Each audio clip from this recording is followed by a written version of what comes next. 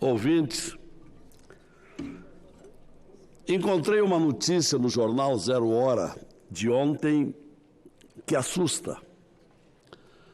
Não sei se todos sabem, mas o Brasil está vivendo neste ano de 2019 a menor taxa de investimento no país nos últimos 50 anos. Por aí se vê a penúria fiscal que o país vive, em particular o meu estado do Rio Grande do Sul, com consequência natural na economia e no desemprego. É uma nefasta notícia e que está no jornal Gaúcho Zero Hora de ontem, resultado de um estudo dos economistas Marcelo Balaciano e Juliana Tresse, da Fundação Getúlio Vargas. Revela que as taxas de investimento no Brasil e no Rio Grande do Sul, ao mesmo tempo, estão no menor patamar em pouco mais de 50 anos. Mais exatamente, senador Confúcio Moura, mais exatamente 54 anos. Só no ano de 1965, o Brasil teve taxas menores de investimento do que agora. Isso é uma coisa muito séria. Isso demonstra a fraqueza dos gastos com máquinas, equipamentos, construção e inovação.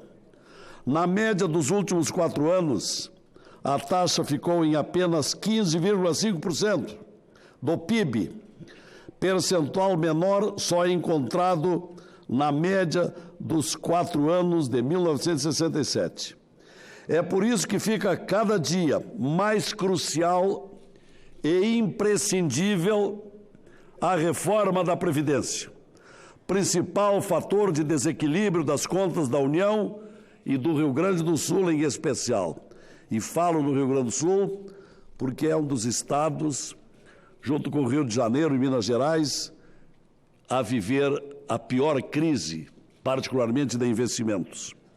Segundo os especialistas da FGV, aqui citados, Marcelo Balaciano e Juliana Tresse, da Fundação Getúlio Vargas, trata-se de uma ação fundamental para que a economia possa reagir e crescer mais e, com isso, gerar emprego.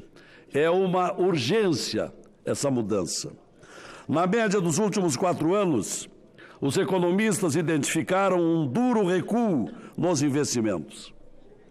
A taxa total recuou por 4 anos, de 2014 a 2017, voltando a crescer só em 2018, graças à melhora de 14% na venda de máquinas e equipamentos.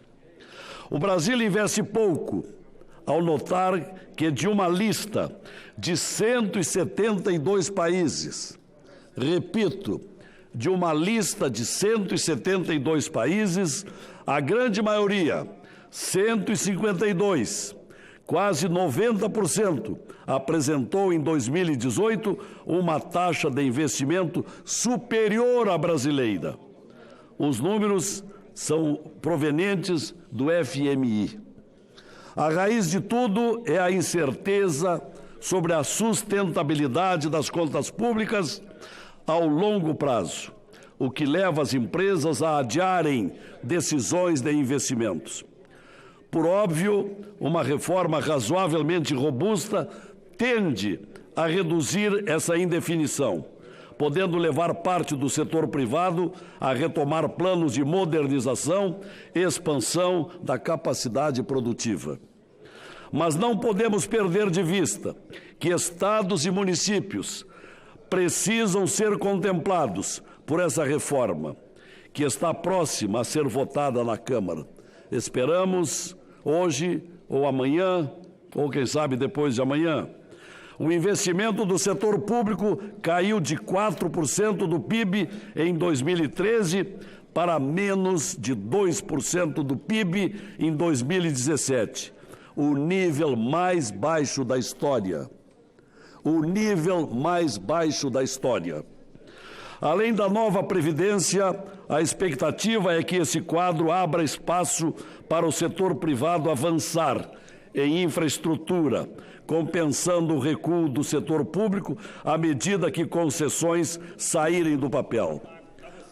Nesse contexto de investimentos privados que são adiados ou simplesmente rumam para outros países e da indigência das contas públicas, temos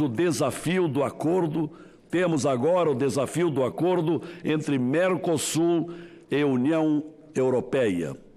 Um outro item para reflexão.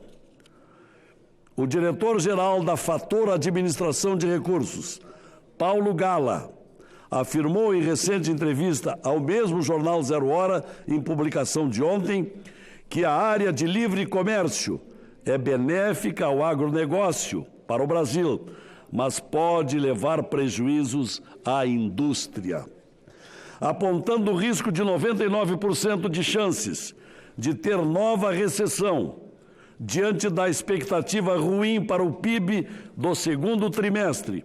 A se confirmar em agosto, ele vê a reforma da Previdência como a possível diante dos muitos interesses em jogo, sobretudo dos estados. O setor industrial está muito combalido, defasado tecnologicamente. Por isso, quando for exposto à competição mais agressiva dos europeus, tende a sofrer ainda mais. Aí está a causa com a falta de investimento. O grande risco, ressalta ele, o economista, ressalta ele nessa entrevista, é de a indústria ser nocateada pelos europeus. Acrescenta que os empresários estão endividados e suas vendas fracas. Para investir mais, precisarão também do corte de juros e de uma simplificação de tributos. Esse é, então, senadores, senadoras, telespectadores, ouvintes, é o quadro de desafio que temos para nos tirar desse atoleiro e voltar a investir. Precisamos urgentemente, de maneira premente, das reformas. Era isso que pretendia dizer, senhor presidente. É sempre importante.